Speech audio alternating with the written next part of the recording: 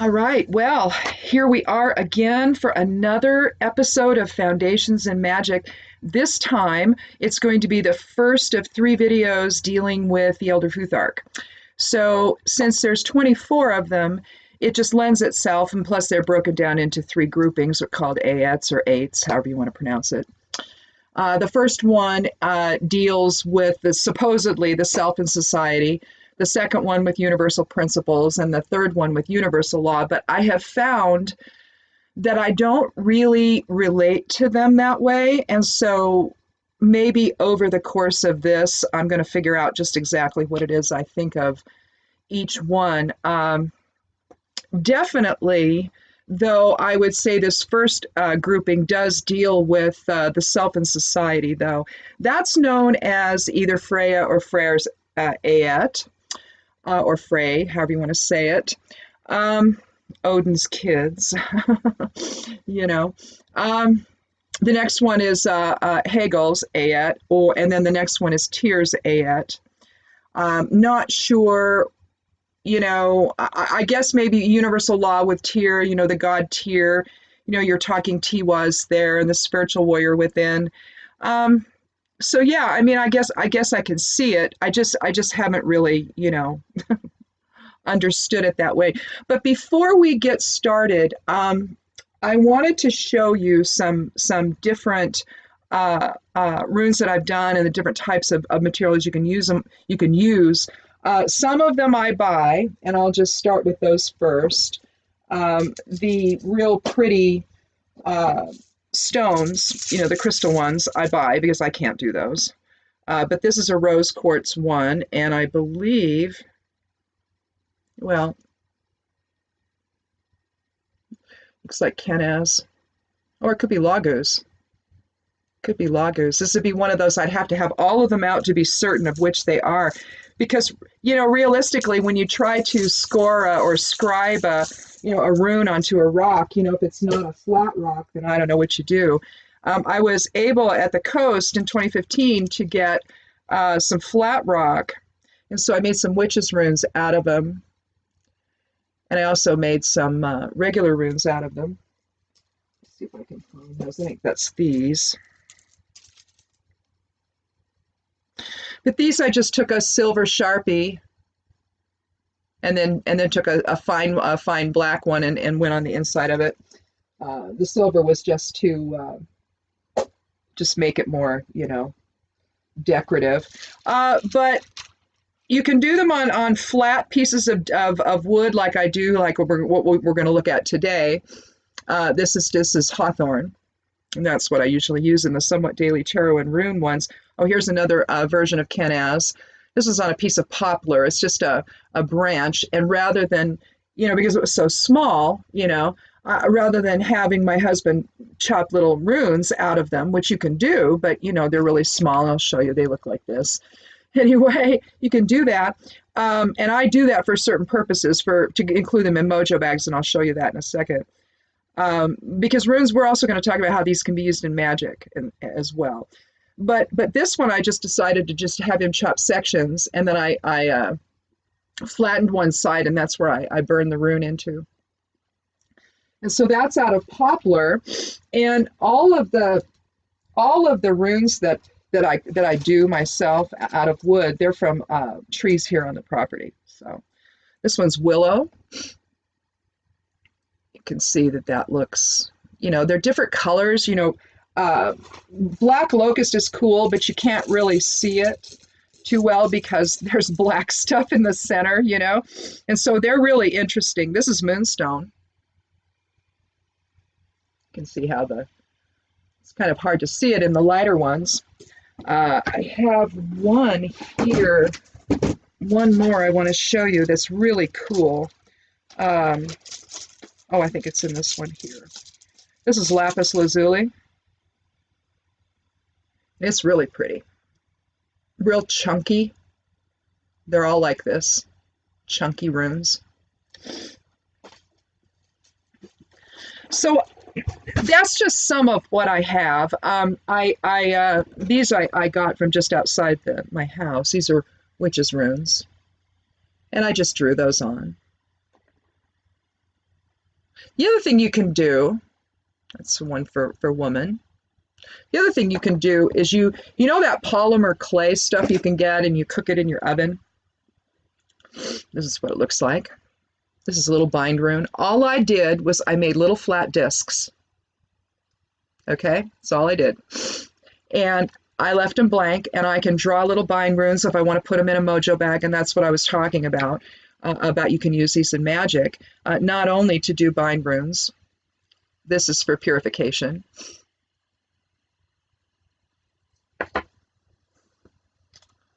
This one is for scattered energy, bringing it back together. So, and these are made out of birch. This is, I think, on my older son's property. There was some down limbs, and I took them. It's what I do. I scavenge. But these are just some little, and I'm not sure what they are. I think they're likely juniper. I can tell from the, I think they're juniper. Maybe they're juniper. I think they are. Little juniper discs. And all you have to do with that, I mean, if you want to wood burn it, you can, but they're so small you might burn yourself. I would just draw it in, you know, whatever rune you want to use if you want to put them in a mojo bag or something. So there's lots of ways you can use runes in Magick, either creating, you know, using them in a just a ritual itself, where you're intoning their names for specific purposes, or again, you know, doing bind runes or what have you. So, okay, let's go ahead and get started with our first rune, though. Fehu is the first rune of the Elder Futhark.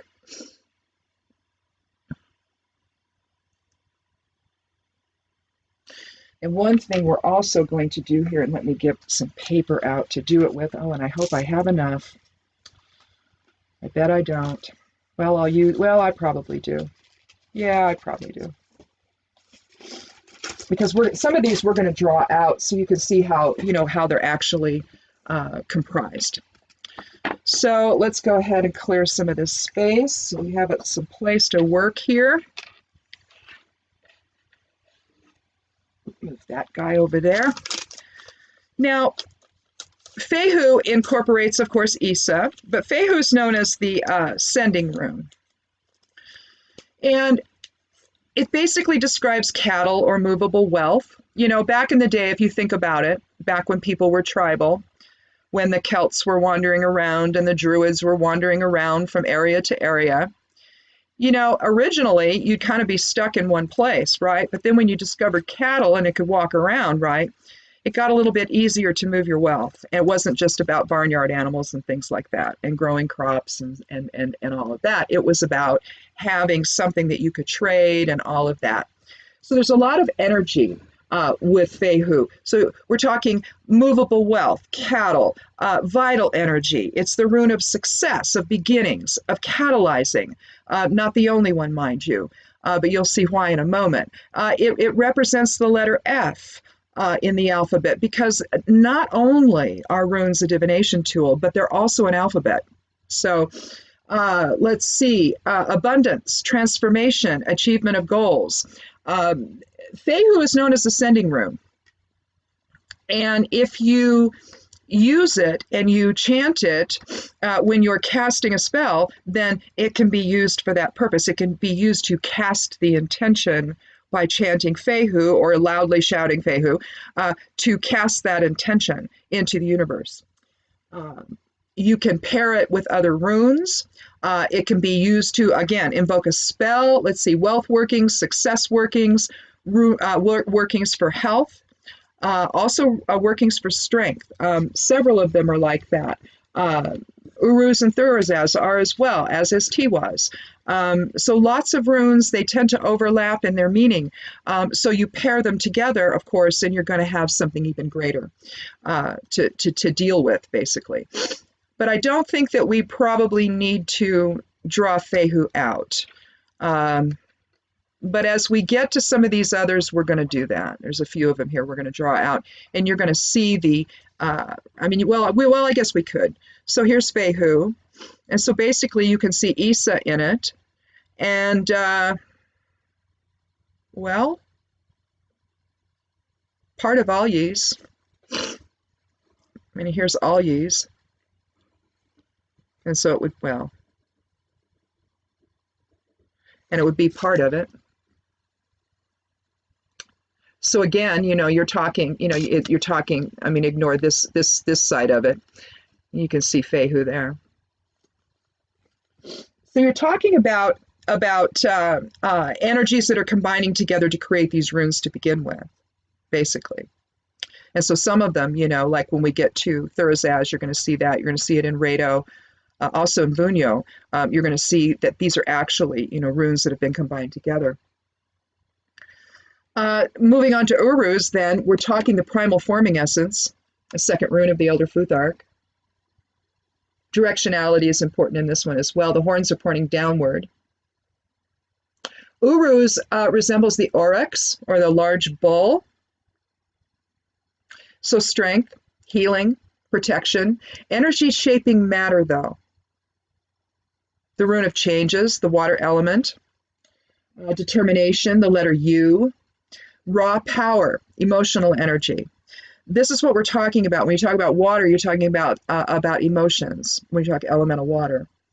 And so this is the rune of great change, but it's not necessarily the change itself, but it's the thought process behind it. It's the manifesting force behind then the choice to then manifest. So you see, it's sort of it's further back, in terms of intention than simply, it's really the forming force behind the force, if you will. So uses in magic: manifesting, drawing something to you, removing self-doubt. Doubt is emotion-based, so you want to remove self-doubt. You can divert difficulties. When you think the water element, you think a stream. If you have flood irrigation like I do, then the power of the flow of water, right? To change everything, especially when your neighbor doesn't take his and sends it to another property. You don't know it's coming, and then it goes on your property when you don't know it all night long, and it floods your dome greenhouse. 2.5 feet full of water in the center.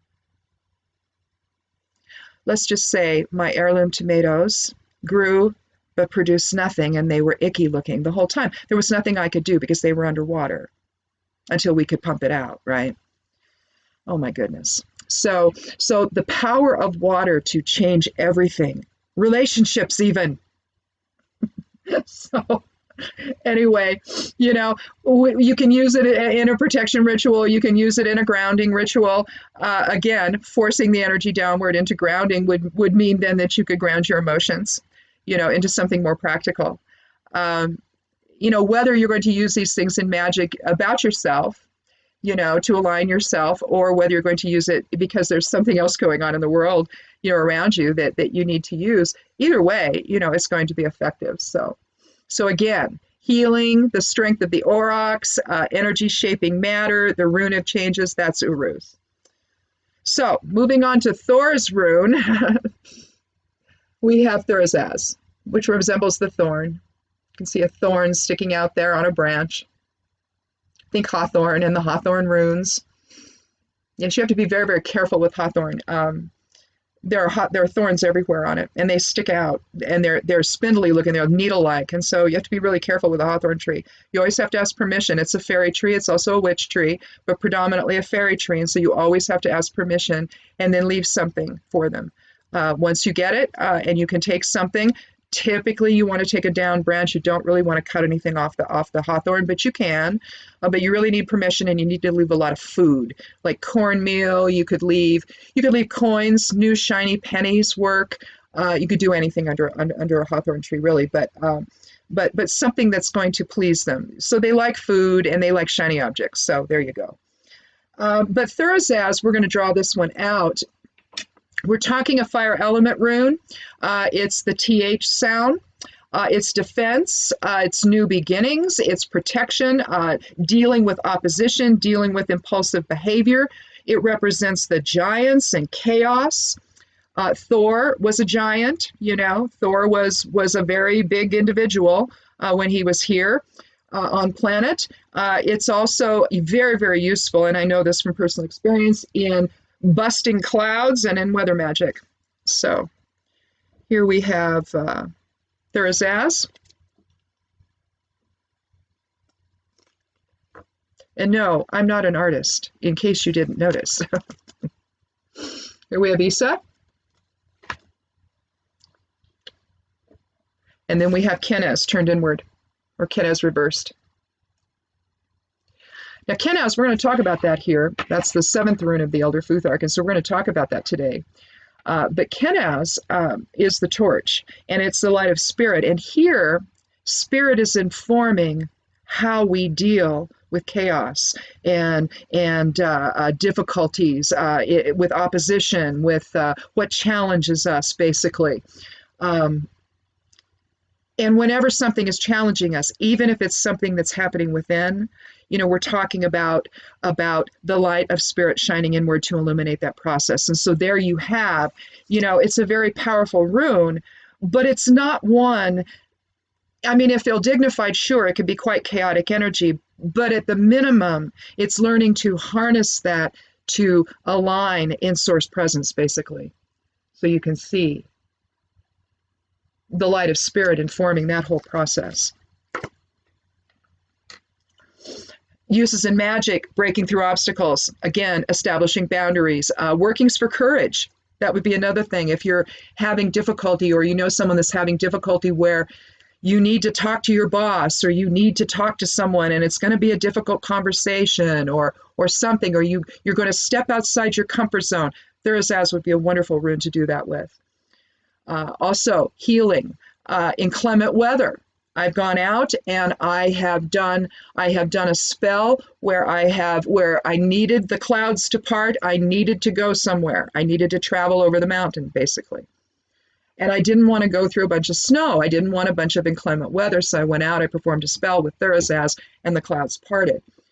No joke. So it definitely works. If you are inclined toward chaos magic, Thurisaz can be useful in that as well. Also sex magic. Thurisaz is also very powerful in sex magic. Uses in rituals for self-confidence, also Thurisaz would work. Protection from evil, but also Thurisaz is also used in protection from curses, also helping to undo the curse that someone else has placed on you. Particularly, if an actual witch did it, a little easier if a non-witch does it, but if a witch does it, well, you're going to have some issues there. So it's going to be a little bit harder. So you're going to need something with the power of Thurisaz behind it. So you would use Thurisaz in conjunction with other things if you're going to be dealing with getting rid of curses. So the next rune, the 4th rune, is Ansuz. Now this is known as Odin's rune, and it's the rune of spirit communication. It's the air element, the letter A, spirit wisdom and knowledge, divine message, again, spirit communication, eloquence in your word, creation energy as well, higher self, invoking higher self into the moment, divinity, clarity, again, with air element, you're talking clarity. Here, with Ansuz, though, again, Isa, alignment and source presence, but we're also talking about 2 levels of flow and logos.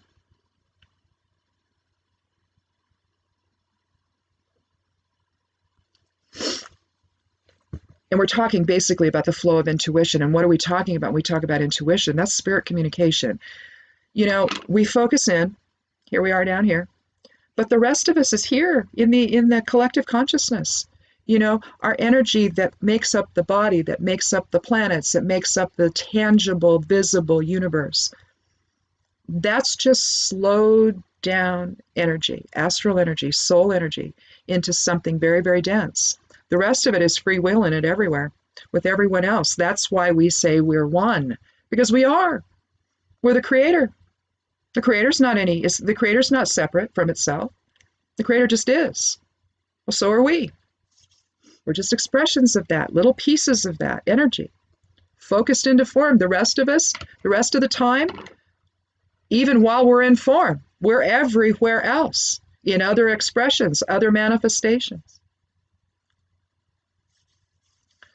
So uses in magic then, with Odin's rune, with Ansuz, would be in communication with other people, keeping it eloquent, keeping it lofty.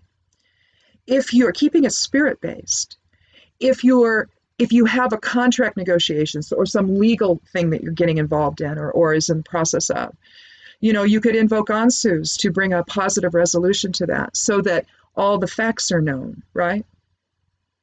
I think all of the Congress people, senators and Congress people, House of Representatives, they should have all been carrying little Ansus runes in their pocket so that they would speak eloquently and speak the truth. Didn't happen. That's the way that goes. Also, Ansus can be used in alignment rituals and trance work. If you want to access higher self energies, if you want to work in that realm, you can use Ansus, you can chant Ansus to do that. And get your mind in that space where you then project outward into that, releasing yourself. I mean, you're not going to release entirely. Don't worry about that. You're still you. You're still going to be focused into form. You're not just going to be out there while your body just sits. It's not going to happen that way. You're still going to be here, intact. You can go out there. It's fine. You can use Ansus to do that. Past life regression as well. Useful in that. Increasing magical energies, channeling, all of that. But the increasing magical energies is when you're drawing spirit into the process and into the working, into the ritual. That's what you're really doing. When you're increasing the magical energies, you're raising the frequency, you're raising the vibration. So that's what that is. Now, Rado, one of my favorite ones, truly, because I'm a Libran. I like integration. I like the notion of process over the goal. Goals are great, aren't they? But really, it's how you get there that either makes or breaks that. You might achieve your goal, but you might be miserable doing it. So again, the Rado process you take has got to be beneficial. But the rune itself talks about it's another air element rune. So intellect, reason, balance, justice, fairness, your soul journey. Okay, so air element is journey, it's movement, right? And so it's the soul's journey into form, or through form, rather. It's integration with self, mind, body, spirit integration. It's also integration with other people. The letter R again, the air element again, partnership, process over goal, harmonious movement, integrated movement with other people, rhythm, think rider and horse. What happens if you fight the horse? He's going to throw you off, right? But if you get into a rhythmic motion, you can go anywhere with that horse, can't you? Almost telepathically, just a slight movement of your knee on one side gets them going to the right or to the left, or just a slight pull on the reins gets them to slow down a little bit. Subtle movements is Rado. Cycles, justice, travel. If you're going to go somewhere and you want to have an amulet for protection, you can include Rado in that, or just, draw Rado on a piece of paper, stick it in your pocket. It's really that simple. It does not have to be anything elaborate, like putting it in a mojo bag or creating a bind rune or anything like that. You simply draw it on a piece of paper and stick it in your pocket or hold it in your hand. There you go. That's all you need, right? Invoke it. Establish what it's for, and there you have it. There's your magic. So again, you can include it in a charm for protection on a journey, harmony, rituals for harmony, love magic in particular, balance, alignment, influence magics as well. The whole idea of the air element is also influence magics. Progress, making progress along the path. Again, process over goal, right? Let's draw it out so you can see what energies are really part of this. So here's Rado. Now, we've got a lot of stuff in here. We have Isa, we have Laguz, we have Vunyo, we have Kenaz, forward and reversed. Let's see how that's, so you see Isa there on the left side of the big R. You can see Laguz there, so flow. The flow of being integrated with one another, being in the flow of someone else. Alignment with Isa, alignment with someone else. Vunyo is about fellowship, and we'll see that here. That's going to be the 8th rune that we talk about here.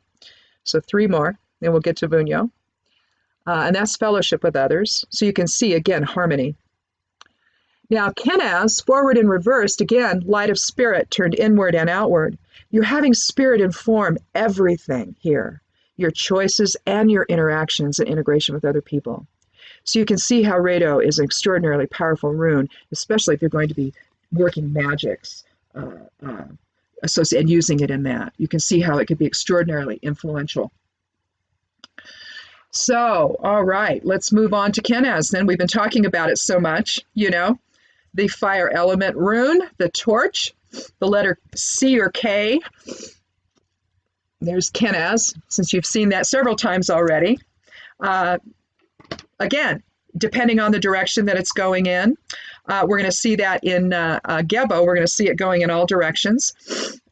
There's other ones, like in Othala, you have it going really both inward and outward in all directions with Othala. That's the 24th rune. That'll be in the 3rd Aett. The 3rd video we'll do. But in any of it's hard not to talk about the other ones. You can see that, right? It's just when you start to look at these, you start to see the other runes in them, and you can see how they get their power. So, but with Kenaz, we're talking the light of spirit. We're talking illumination, clarity, revelation, healing, well-being, love, intuition, transformation, creativity, and awakening. So in Magick, you can use Kenaz to increase intuition, to foster healing, to foster love and passion as well. This is being the fire element. You're talking passionate energy here, catalytic energy, creation energy, energy of the will. So we're basically, when we're using Kenaz, we're invoking will to manifest something else. Transformation, clarity, protection, revealing secrets and deception, though. That's another thing that we can use Kenaz for. Thurazaz as well, because there you're breaking through an obstacle, and deception is obstacles, right? They're maybe because they're basically trying to keep you from knowing something. So that's deception. It's an obstacle, basically. So you could basically, and again with Thurazaz, you know, you see Kenaz turned inward. So again, you can see the relationships with these runes. You could just focus on using Thurazaz and include both, basically. Both concepts in your working. But let's go ahead then and move on to Gebo. Excuse me. Gebo, the 7th rune. Now, I talk about this a lot over there at Somewhat Daily Tarot and Rune, because we talk about numerology over there as well and the effect of that. The 7 is, whether you're talking about it in terms of runes, or you're talking about it in terms of tarot, or anything else really, when you see the number 7, you're talking about the scales, or a type of energetic balance that empaths understand. If you think about the visualization of the scales, all right, and I'll do this in terms of the 7.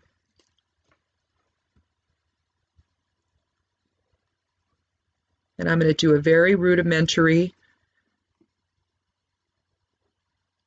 drawing of scales that don't look anything like scales. But I'm just going to do it this way, and it's really not a very good way. So 1, 2, 3, 4, 5, 6. All right. Empaths stay in the position 4, and they stay in the observer mode or role.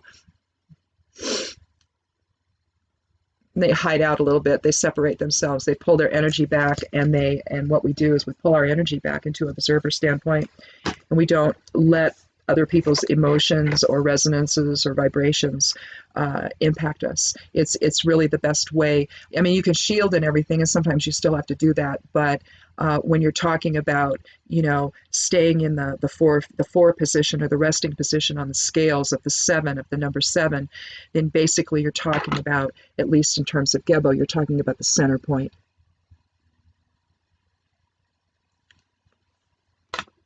And so you're going to stay in balanced light, basically, if you are, you know, firmly in balance. Gebo is about balanced energy exchange with others. And so if we explode it out, it's Kenaz in all directions.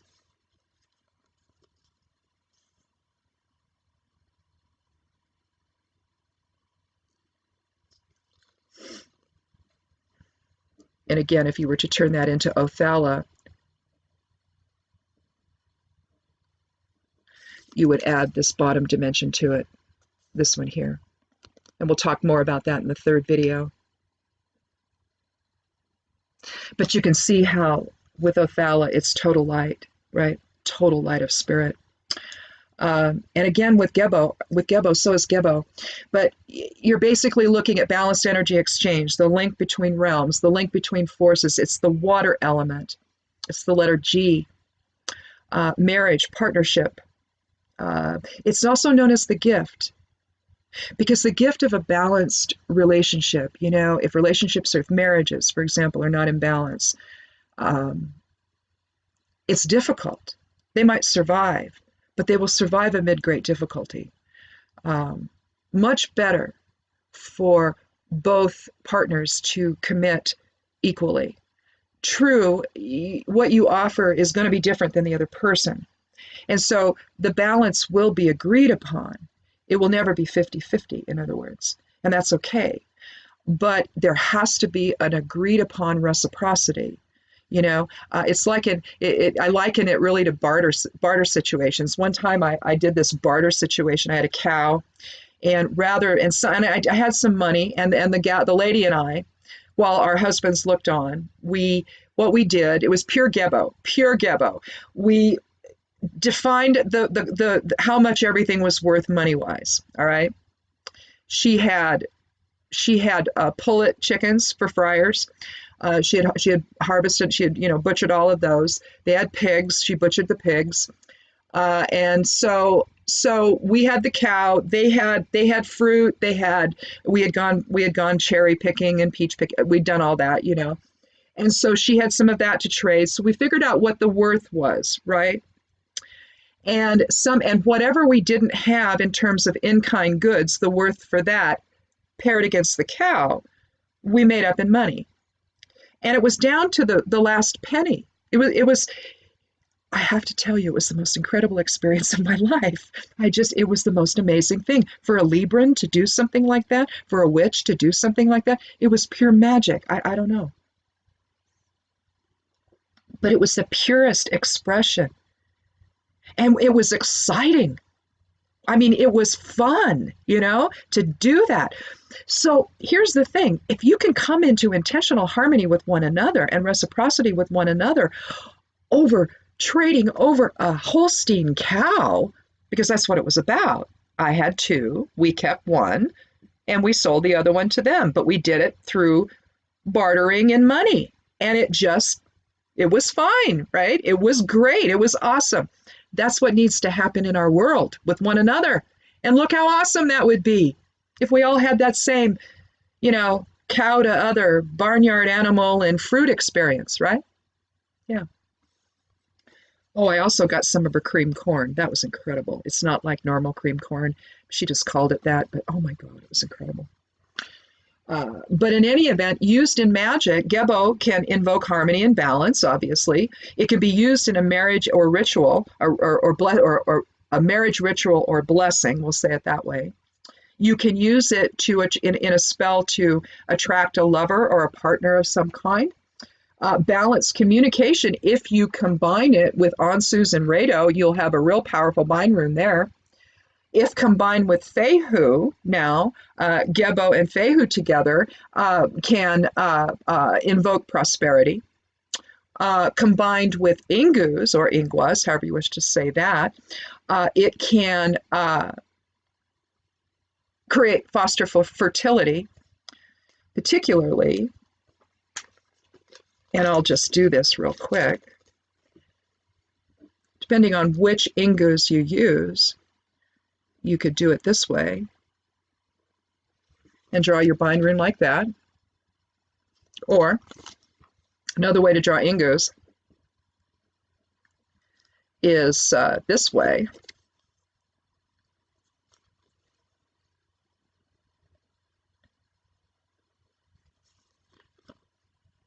And you could do it like that. So that would be for fertility. I mean, you can see it both ways too, can't you? You can also create a link between forces. So again, It doesn't have to necessarily be about marriage or anything like that, but a link between forces. If you're trying to bring something together into some kind of, balanced energy exchange, so much of the time, things are erratic, and Gebo's a really good rune to use to bring all that together. Now, the final rune we're going to talk about today is Vunyo. And this is Vunyo. Did I show you? I don't know if I showed it. I just started talking and writing. If I didn't show Kenaz, that's Kenaz. Anyhow, Vunyo is about fellowship. Vunyo is the wish rune. It's about joy and harmony. And it involves Isa, Laguz, and Kenaz inward, reversed. The light of spirit turned inward. So fellowship, joy, it's the earth element. It's the W or a V, either one. It's spelled double with a W, but it's pronounced with the V sound. So harmony, peace, fellowship, success, happiness, empathy towards other people. Again, as with Kenaz, or not Kenaz, but Gebo, you can use it to attract a partner or a love interest. You can use it to invoke or heal or create harmonious relationships between others.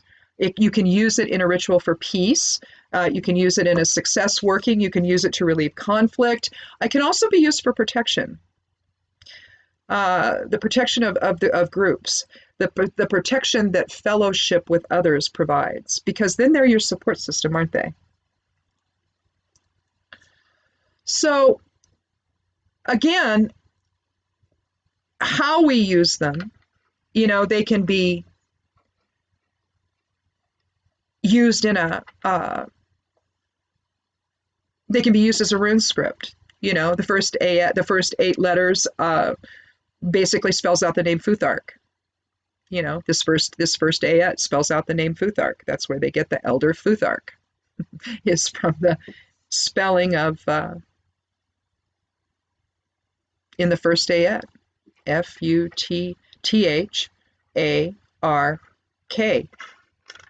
with Kenaz. Thurazaz would be th. Fehu's the F. U is the Uruz.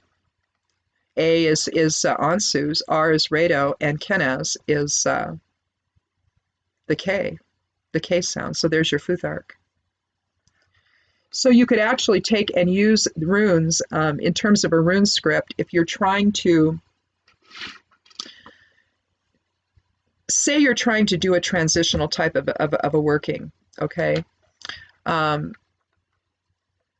you want to begin with one thing, okay? So you're going to intentionally choose a rune that basically corresponds with that notion. Then maybe you want to see a transition to something else, but you need a transitional rune to make that happen. So maybe you want to break through some chaos. So you have maybe you're going to use Rado, maybe you're going to use Thurazaz, maybe you're going to use Ansu's in the working. And you need to maybe break through with Thurazaz, the communication issue, process over the goal is important, toward better communication with others. So there would be an example of using 3 different runes purposefully, choosing them, not allowing, like I do when I do my bind runes, I just set the intention and just start pulling runes. I let the rune bag decide what it's going to be. But if you want to do it intentionally, you can do it the other way. You can simply select the runes that you want to combine the energies together. But again, if you think about it in terms of an alphabet, you can think about it in terms of a word or a sentence structure or something like that, where, first I did this, then I did that, then this happened. And if you need more to make that happen, maybe you could put, maybe you could insert Kenaz and the light of spirit to inform maybe the entire process. You could put that at the beginning. You could put balanced energy exchange in there prior to the communication with Ansu's, and then you could end up with Vunyo and joyful fellowship with other people. And so if you focused your intention, if this was an influence or an intention working, whatever, then you would focus your intention on the first one and conceive of what that process looks like with that, move to the next one, conceive of what that process looks like with that, and so on and so forth. You can see how that would then, you're moving in a direction with the working. And so the runes can be useful that way as well. So okay, so I think again, remember, you can use them in charm bags. They can be written on a piece of paper, carried around in your hand or in your pocket. Lots of ways you can use the runes, to just as amulets or talismans. However you want to do it. It's really about your intention and what the whole purpose of it's all about. And go within, align in all of that, and cast it into the working, and there you go. You're off and running using the runes, both in life and in magic. So in any event, that's it, and we will get together. Probably again, I'll do another one probably next weekend, and we'll look at or maybe I'll get them done sooner. I don't know. But I'll probably post them once a week here. I'm going to do that on Patreon first, and then I'll release them on YouTube probably, I don't know, maybe a month later, maybe 3 weeks later, something like that. But we'll give people on Patreon a chance to look at it. So if you don't have that yet, sign up for a tier. Well, if you're watching this, you already have. Otherwise, you won't see it until it shows up over there on the YouTube channel. So in any event, at that point, I may go ahead and I have not done this. I need to probably put up a page for all the different videos that I've done for all of this, and that way people can access them there on the blog as well. So over at Stepping Aside at imsteppingaside.com.